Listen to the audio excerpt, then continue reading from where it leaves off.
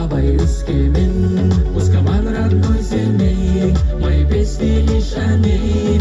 Ұлыстың ұлы күні Наурыз мерекесінде Кішіті кентінде сондай өте үлкен мереке өтіп жатыр.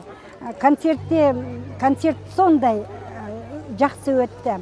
Астанадан келді, Алматыдан келді, небір жұлдыздар кебөлен айтты. Бізге сондай ұнады, халық өте көп, сауда жүріп жатыр, адамдар да көңілді. Бір жағынан мен бүйтіп ойлаймын, даже Өскемендегі орталықтан да мына жер сондай көңілді өтіп жатқан секілді. Наурыз құтты болсын, барша халыққа тек қана жақсы, бірлік, еліміз аман, жұртымыз тыныш болсын. Келесі жылғы Наурызға осылай жете берейік.